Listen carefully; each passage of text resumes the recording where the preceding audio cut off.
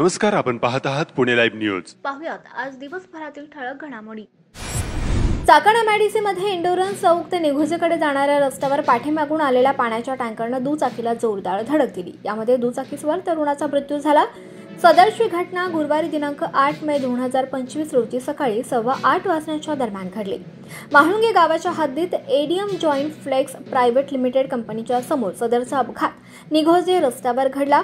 संतोष नारायण खैरे वय वर्ष 44 राहणार खालुमरे तालुका खेड, मूळ राहणार पारनेर जिल्हा नगर असे यातील मृत्यू झालेल्या दुचाकीस्वाराचं नाव आहे। अपघातानंतर टँकर चालक जखमीला मदत करण्याऐवजी पसार झालेला खरा टँकर चालक आता माहुंगे पोलीस कारवाईच्या कात्रीत त्याला आणणार का हे पाहणं आता महत्त्वाचं आहे।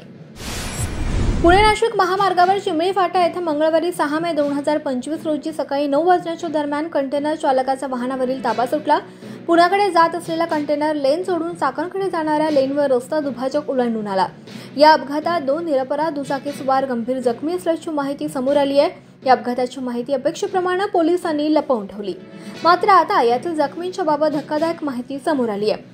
स्वप्नील पंडित पांचाळ आणि प्रशांत गंगाधर तापकीर अशी यातील गंभीर जखमी दुचाकी चालकांची नावे आहेत।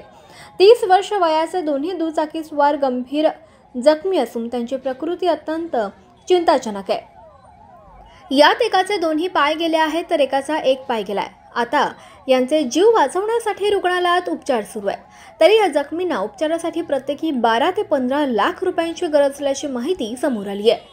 या दोन्ही जखमींची एवढा खर्च करण्याची ऐपत नाहीये। ते ज्या ठिकाणी कामास होते ती फर्म देखील अत्यंत लहान असल्यानं ते एवढा खर्च करू शकत नसल्याची बाब समोर आली आहे। बेदरकार कंटेनर मालकांनी कानावर हात ठेवत मदत करण्यास नकार दिल्याचं सांगण्यात आलं। त्यामुळे या निरपराध जखमींचे जीव वाचणार तरी कसे आता प्रश्न निर्माण झालाय।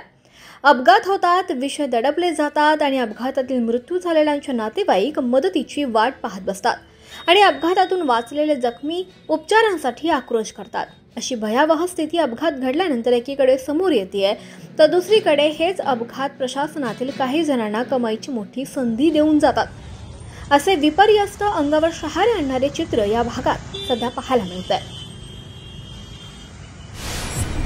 पुणे नाशिक हायस्पीड रेल्वे मार्गाबाबत सन 2019 नंतर कोणतेही काम झाले नाही। हवेली तालुक्यात रेल्वेसाठी भूसंपादन करताना 2 ते 2.5 लाख रुपये गुंठे बाजारभाव असलेल्या जमिनी 35 लाख रुपये गुंठे या दराने खरेदी करण्यात आल्या आहेत। या कामात मोठा गैरव्यवहार झाला असून राज्य शासनाने चौकशी करावी अशी मागणी म्हाडाचे अध्यक्ष व माजी खासदार शिवाजीराव आढळराव पाटील यांनी केली। लांडेवाडी तालुका आंबेगाव येथे गुरुवारी झालेल्या पत्रकार परिषदेत आढळराव पाटील बोलत होते। आढळराव पाटील म्हणाले की रेल्वे प्रकल्पाच्या अंमलबजावणीसाठी माझे प्रयत्न सुरू आहेत। गेल्या 6 वर्षात चाकण ते नाशिक फाटा वाहतूक कोंडीचा प्रश्न अजूनही कायम आहे। इतरही अनेक प्रश्न प्रलंबित आहेत। पंतप्रधान आवास योजना 2 या योजनेच्या अंतर्गत पुणे जिल्ह्यामध्ये 35,000 घरं बांधण्याचं टार्गेट हे दिल्लीवरून आलेलं आहे। त्या अंतर्गत पुणे जिल्ह्यामध्ये झेडपीच्या सीओनी 4-5 गावाचं गायरानाची जागा सुचवली। त्यामध्ये आपलं रोकल आहे, बावधन आहे, हवेलीमध्ये शिंदवणे आहे, मुळशीमधलं अजून एक गाव आहे।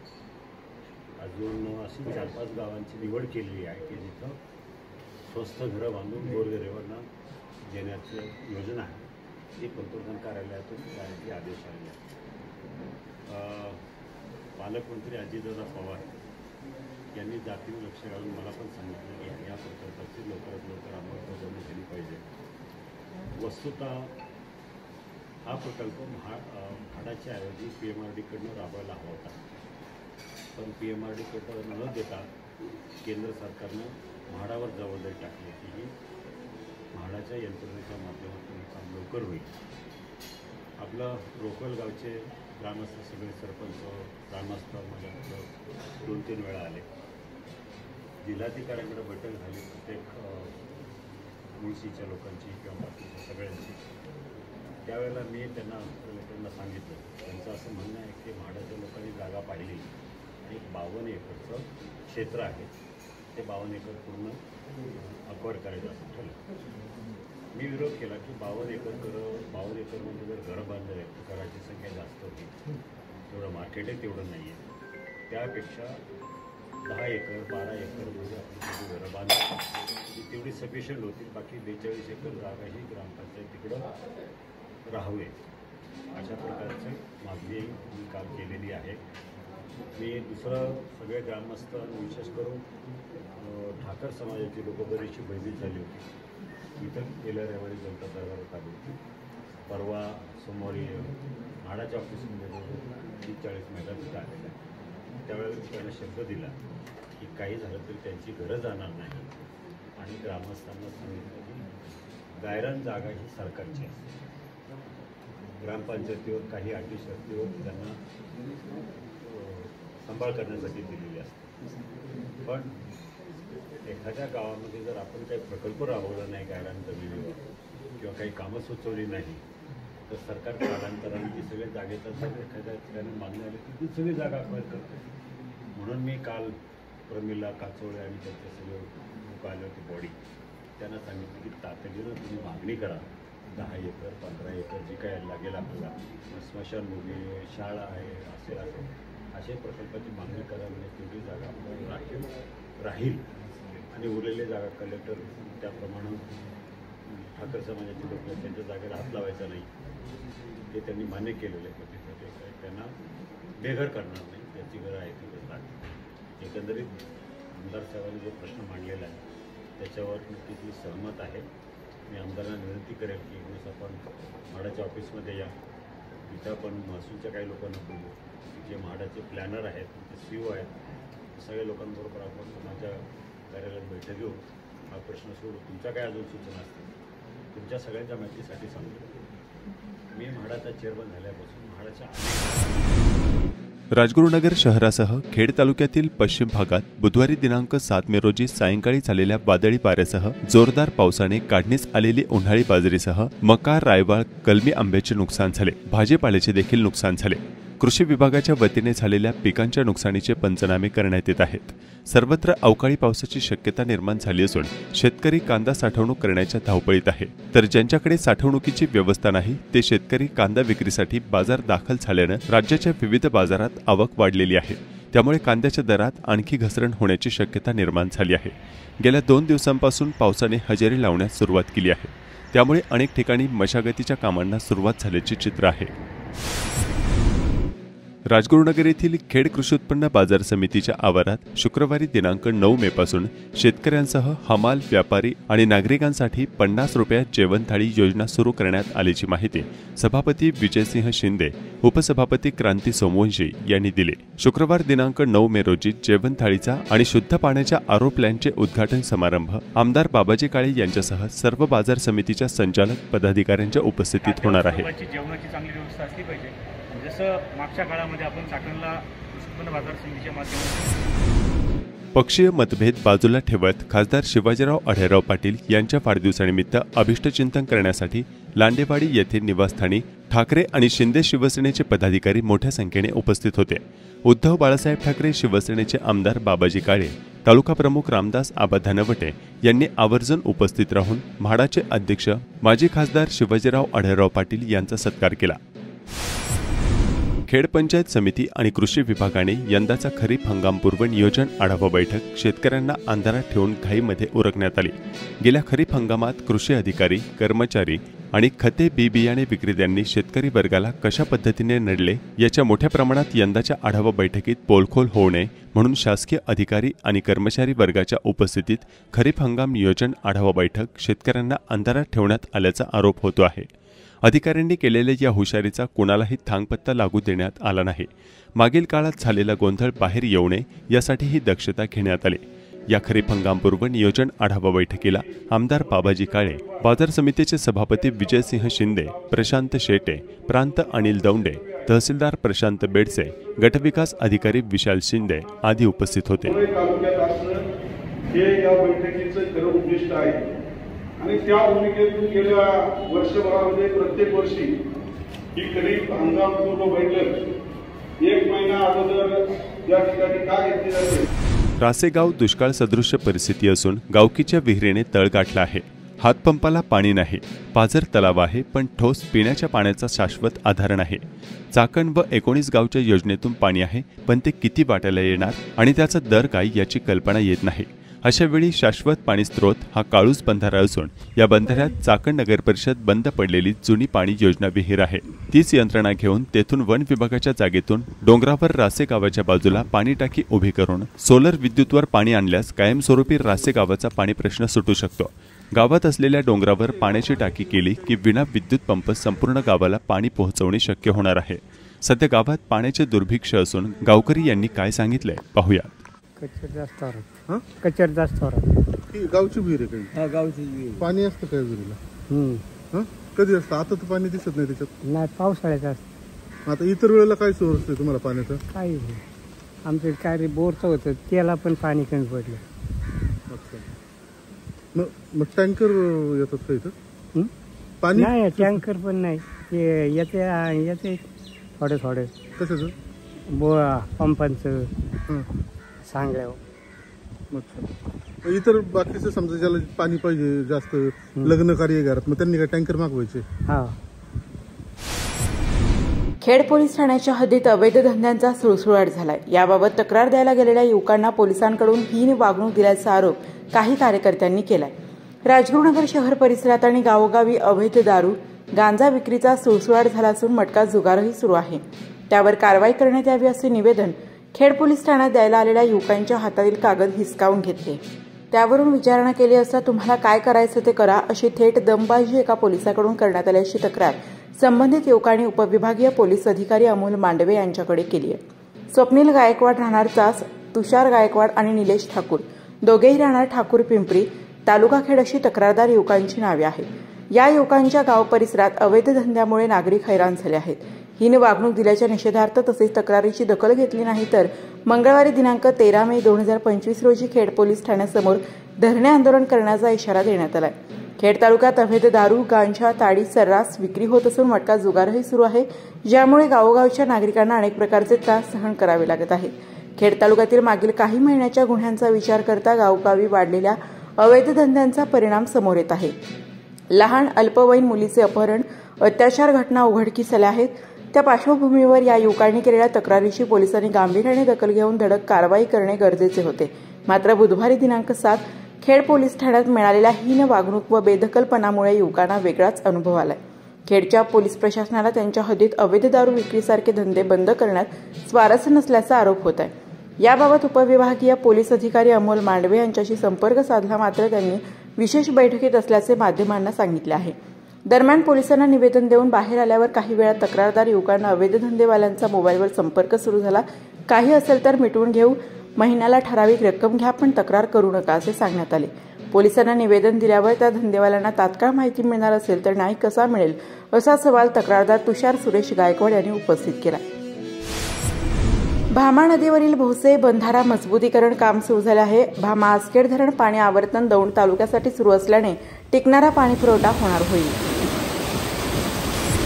खेड तालुक्यात अधिकारी ठेकेदार यांच्या अवैध युतीने तालुक्यातील बहुतांश विकास कामे दर्जाहीन झाली आहेत. यात साकव कामे देखील सुमार दर्जाची झाली असून इतके निकृष्ट काम केले आहे की साकव स्लॅब करताना जो लोखंडी रॉड आधार म्हणून लावला तो देखील पुन्हा काढता आला नाही. खेड तालुक्यातील रस्ते व साकव यात मोठ्या प्रमाणावर ठेकेदार मंडळींनी राजकीय पाठिंब्याने भ्रष्टाचार करून कामे दर्जाहीन केली असल्याचे नागरिक सांगत आहेत. भामा आसखेड धरणातून उन्हाळी पाणी आवर्तन सोडले असून यासोबत धरणातील मासे देखील मोठ्या प्रमाणावर भामा नदी पात्रात आले आहेत. त्यामुळे स्थानिक मासेमारी वाढली आहे. या व्यवसायात असलेले आदिवासी ठाकर व कातकरी बांधवांनी नेमके मासेमारीबाबत काय सांगितले पाहूया. काळूराम शिंदे, गाव कुठं? काळेश पिंपरी. आता भामा आसखेडमुळं बंधाऱ्यातून पाणी सोडल्यामुळं चिलापी गावते बऱ्यापैकी, संध्याकाळपर्यंत 8-9 किलो गावते. त्याच्यामुळं पाण्यामुळं मासे आल्यात. संध्याकाळपर्यंत किती किलो सापडतात? 8-9-10 किलोपर्यंत गावतात. मार्केटला चिलापी जाते 100-120 रुपये किलो.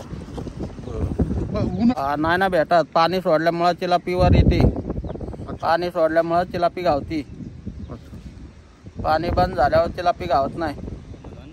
चांगलं पाणी दिसतंय. आता एकदा पाणी बंद झालं तर इतकं काळं पाणी, सगळं चाकणचं वाड्याचं सगळे घाण, सगळं डांबरासारखं पाणी होते. त्याच्यात मासे भेटतात का? मासे काय भेटत नाही, सगळे मासे मारतात. पाणी सोडल्यावर मासे भेटते ते. जर पाणी जर नाही सोडलं घाण पाण्यामुळं मासे मरते बी आणि पाणी अंगाला घाणेरडे होते. कधी कधी मासे बी पाण्यामध्ये मरते, गांजामध्ये मासे मरतात. इकडे न्यायला की मग मासे बी मरतात. असे होते पाण्यामुळं थोडं घाण होते. ग्रामपंचायत कोरेगाव बुद्रुकच्या उपसरपंच निवडणुकीत कामिनी अर्जुन गोगावले यांचा एकमेव अर्ज दाखल झाल्याने त्यांची उपसरपंचपदी बिनविरोध निवड झाली आहे. निवडीबद्दल सरपंच, सर्व सदस्यांनी, गावकरी मंडळी यांनी त्यांचे अभिनंदन करत जल्लोष साजरा केला. भोसे येथे मारुती व भैरवनाथ मंदिर जीर्णोद्धार काम सुरू असून अतिशय सुंदर व आकर्षक मंदिर काम करण्यात येत आहे.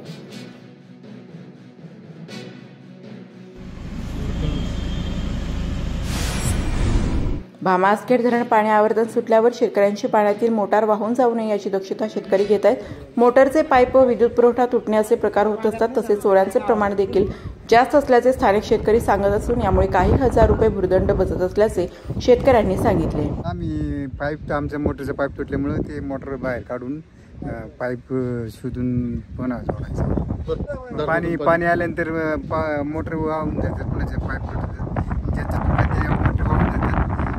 जे राहतील ते राहतील. बाकीच्या समजा 2-4 जणांचं गेलं तर गेलं अख्या वर्षात.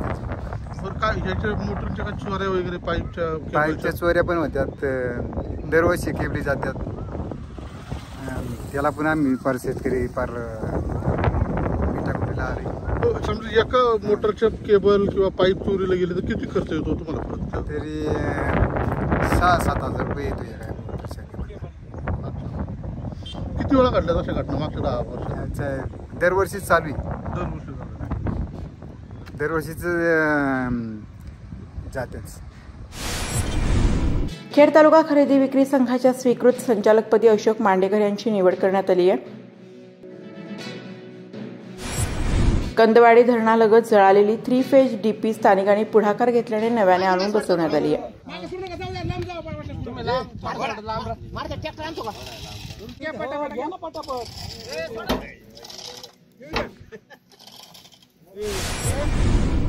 चाकण गावाची भैरवनाथ महाराजांची यात्रा मागील काही दिवस धर्मादाय आयुक्त कार्यालयातील कोर्टाच्या लढ्यात अडकली होती.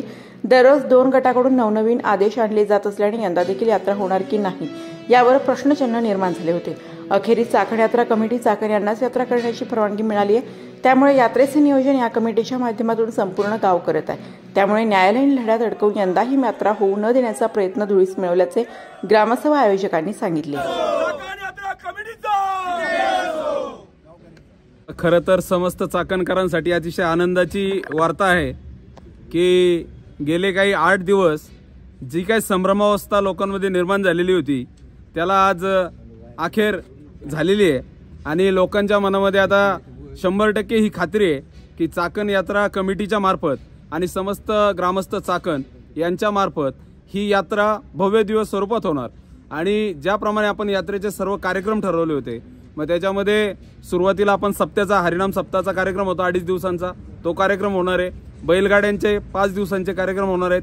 9, 10, 11, 12 आणि 13 तारखेला गॅप असेल आणि 14 तारखेला मेगा फायनल होणार आहेत. जी बक्षिसं आपण डिक्लेअर केली ती सगळी बक्षिसं या ठिकाणी दिली जाणार आहेत.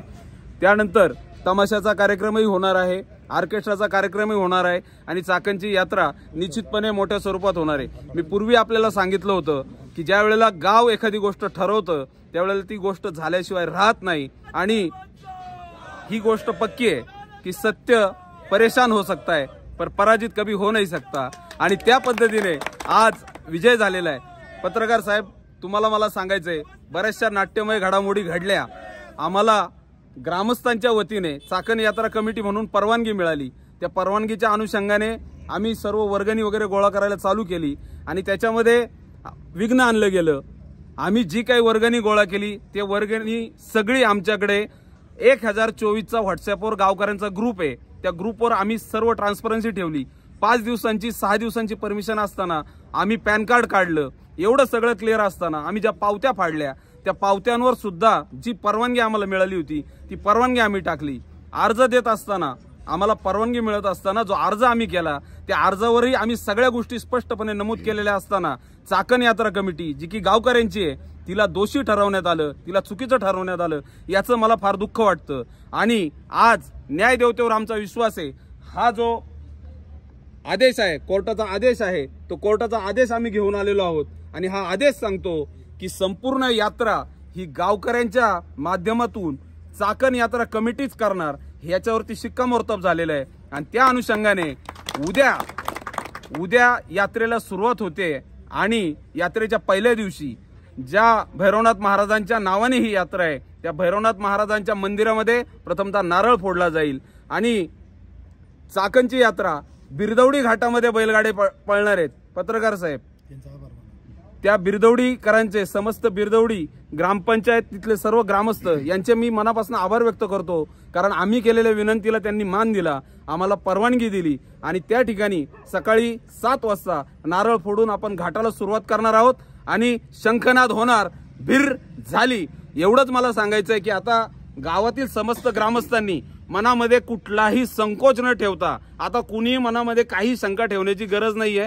100% आपण चाकण यात्रा कमिटी आणि समस्त ग्रामस्थ यांच्या सौजन्याने यात्रा करतोय। आपली जी 9 तारखेपासून 14 तारखेपर्यंत जी यात्रा ठरलेली आहे ती संपूर्ण यात्रा अतिशय आनंदात थाटामाटात होणार आणि आता सर्वात महत्त्वाचं, कुठल्याही चाकणकरांना बाहेरची व्यक्ती म्हणणार नाही की तुमचं गाव एवढं मोठं पण त्या गावात यात्रा होत नाही।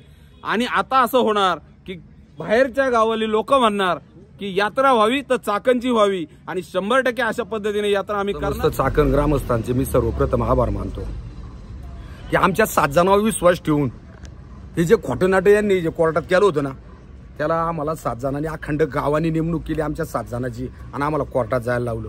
त्याचं आज चीज झाल्यासारखं वाटायला लागलं। त्यानंतर दुसरी मीटिंग झाली, दुसरा उरूस आला, गावांनी निर्णय घेतला आणि कालिदास वाडेकरच्या नेतृत्वाखाली 11 जणांची ती बॉडी तयार केली गेली। त्याच्यातही त्यांनी काहीतरी सांगितलं, म्हणजे कवा गावाला विचारलं, अरे गावाला जर नसतं विचारलं तर बरोबर महाराज आज आम्हाला पावलाच नसता, आम्ही खरे कालही खरे होतो, आज उद्या बी आम्ही अंधारात काय केलेलं नाही, उजाड्यात करतोय, उजाड्यातच ठेवणार। भैरवनाथ महाराजांना सुद्धा आहे ना मान्य नाही, काही मंडळी भैरवनाथ महाराजांना मान्य नाही, गावाच्या वतीनं भैरवनाथ महाराजांचा सेवा धर्म झाला पाहिजे ह्या 7-8 दिवसामध्ये, म्हणून मान्य न्यायालयाने अखंड ग्रामस्थांना 12 वाड्यात 13 चाकण सहित उत्सव साजरा करण्याची परवानगी दिली। मी त्या न्यायदेवतेत सुद्धा आभार मानतो। मित्रांनो, मला एकच सांगायचं, वैयक्तिक काय कोणाची दुश्मनी भिस्मनी नाही हो, गाव महत्वाचे, त्याच्यामध्ये 12 भाखाड आले, राजांनी सगळ्या जाती धर्माला घेऊन चालले होते, अशा पद्धतीचा अध्यक्ष पाहिजे। आमचं एवढंच म्हणणं होतं, बाबा तू कर ना, आम्ही तुला केव्हा विरोध केला, कधीच बोललो नाही तू अध्यक्ष नको, आमचं काय भांडणच नाही, तू कर, उद्याही तू कर, पुढच्या वर्षी तू कर, आमचं भांडण नाही, पण गावाला घेऊन कर। काय झालं, फटाडं वाजव, पेढे वाट आणि महाआरती कर, अरे 12,000 आणि 14,000 महाआरती असते का होय? अरे असं नसतं व दादा, मी तुमच्या पाया पडतो, फक्त ही गावची यात्रा सुखा समाधानाने अखंड जिल्ह्याला पावन अशी वाहू द्या, ही माझी एवढी विनंती राहील। आणि एवढं बोलून मी थांबतो। जय हिंद, जय महाराष्ट्र, भैरवनाथ महाराज की जय। आज अतिशय आनंदाचा दिवस आहे चाकणकर नागरिकांसाठी, चाकणकर ग्रामस्थांसाठी। गेल्या 15-20 दिवस, महिनाभर चाकणचे सगळे नागरिक ग्रामस्थ चाकण यात्रा कमिटीच्या नावाने जे कार्य करत आहेत त्यांचं सर्वांचं मी पहिलं आभार मानतो। त्याचबरोबर न्यायदेवतेचं, धर्मदाय आयुक्तांचं, त्यांचं बी सुद्धा आभार मानतो। त्यांनी खऱ्या अर्थानं आज आम्हाला 41C जी परमिशन दिली होती ती आज काही मंडळींनी त्याला स्थगिती द्यायला लावली होती, ती स्थगिती उठून पूर्ववत करून ती आम्हाला वरच्या न्यायालयानं आमची कायम केलेली आहे। आणि यात्रा ही सर्वांच्या वतीनं, मग सर्व जाती धर्माचे मंडळी, सर्व पक्षाच्या मंडळींच्या वतीनं ही यात्रा सर्वांना बरोबर घेऊन तरणेबांध कार्यकर्ते असतील त्यांनी ज्यांनी जे नियोजन केले त्या नियोजनाप्रमाणे उद्यापासून यात्रा होणार आहे। उद्या सकाळी सर्वप्रथम भैरवनाथ महाराजांच्या मंदिरामध्ये सकाळी बैलगाड्या उद्या चालू होत्या, त्याचा नारळ फोडणार, त्यानंतर ज्या गावाने आम्हाला सहकार्य केलं बिरदवडी गावच्या वतीनं, त्या बिरदवडी गावच्या रोकडोबा मंदिरामध्ये त्यांचं सुद्धा रोकडोबाचं पूजन करून, पूजा अर्चा करून आम्ही त्या बिरदवडी गावामध्ये जाऊन घाटाचं पूजन करणार आहे आणि घाटाचं पूजन करून जोरदारपणे ही यात्रा पार पाडणार आहे. जे हँडवेलमध्ये आम्ही जे कार्यक्रम ठेवलेत, मग त्याच्यामध्ये आपल्या सप्ताहाचा कार्यक्रम आहे, तो सप्ताहाचा सुद्धा उद्या कार्यक्रम चालू होणार आहे. आणि हे सर्व काम करत असताना मी सर्वप्रथम सर्व देणगीदार, सर्व हितचिंतक, ज्यांनी या चाकण यात्रा कमिटीला मदत केलेली आहे त्यांचं मी आभार मानतो. दुसरी गोष्ट, ज्यांनी ह्या यात्रा बैलगाडा कमिटीमध्ये ज्यांनी गाड्या दिल्यात, ज्यांनी मोठे सहकार्य केले, मोठमोठ्या देणग्या दिल्यात, यांचं सुद्धा मी चाकण यात्रा कमिटीच्या वतीनं आभार मानतो. आणि ही यात्रा इतक्या जोमाने होणार आहे, भूतो ना भविष्यवाशी अशी यात्रा ही आपली चांगली होणार आहे. आणि काही मंडळींनी जरी आपल्याला विरोध करायचा प्रयत्न केला, आडकाठी आणायचे प्रयत्न केले, मी त्यांच्या विरुद्ध काही वाईट बोलणार नाही. त्यांना सुद्धा बरोबर घेऊन जाण्याचा आमचा सगळ्या गावकऱ्यांचा मानस आहे. त्यांनी अगर ना परंतु ही यात्रा अतिशय जोमाने सर्वांना घेऊन पार पडणार आहे. आपल्या भैरवनाथ मंदिरामध्ये सप्त्याचं नियोजन झालेलं आहे. त्याच्यामध्ये सकाळी 11 वाजता विनापूजन होईल, नंतर कीर्तनाचा कार्यक्रम चालू होईल. कीर्तनासाठी भरत महाराज थोरात पहिल्या दिवशी राहतील, दुसऱ्या दिवशी बळशीराम मिंडे हे असतील. आणि कालेच्या कीर्तनासाठी आपले पुरुषोत्तम पाटील आज नवीनच विश्वस्त झाले ते राहतील. हे 3 महाराज आपले सप्त्यासाठी आहेत. नमस्कार, आपण पाहत आहात पुणे लाईव्ह न्यूज.